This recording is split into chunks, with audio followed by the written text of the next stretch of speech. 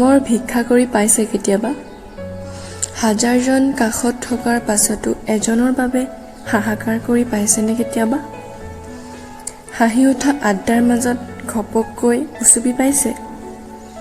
চকু পানী লুকুৱাবলৈ জোৰকৈ হাঁহি নিজৰ ওচৰতে ধৰা পৰি পাইছেনে? নাজানো কিয় এনে হয়। হাঁহিবলৈ হাজাৰটা কাৰণ থকাৰ পাছতো বুকুখনে কান্দিবৰ বাবে সেই এটা কাৰণহে বিচাৰি লয়। কথা পাতিবলৈ অনেকজন থকাৰ পাছতো মনটোৱে সেই অৱহেলাখিনিৰহে অপেক্ষাত ৰয়। কেতিয়াবা পাৰোঁ গোটেই দিনটো ব্যস্ততাৰ মাজত পাৰ কৰি নিজক লৈ সময় সজাবও পাৰোঁ, কিন্তু তাৰ মাজতো ব্যস্ততাৰ ফেৰাঙনিত সেই হুমুনিয়াটোৱে লগ নেৰে, সেই বিষটোৱে লগ নেৰে।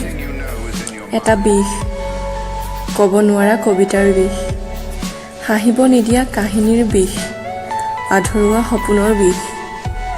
হয়, সঁচাকৈ সময়ে সকলো পাহৰায়, কিন্তু কাৰোবাক নিজৰ প্ৰিয় সময় বুলি যেতিয়া সজাই লোৱা হয়, তেতিয়া সেই সময়ক পাহৰি যোৱা সম্ভৱ জানো?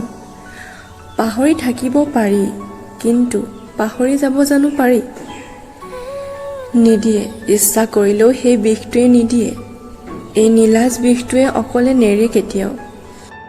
আপুনি হাজাৰ ভিৰৰ মাজত থাকক বা মাজনিশা অকলশৰে, এই বিষটোৱে আপোনাক যেন অনবৰতে সোঁৱৰাই থাকে কিছু আধা লিখা গানৰ কথা, আৰু আপুনিও সৰাপাতৰ দৰে হুমুনিয়া হৰাই।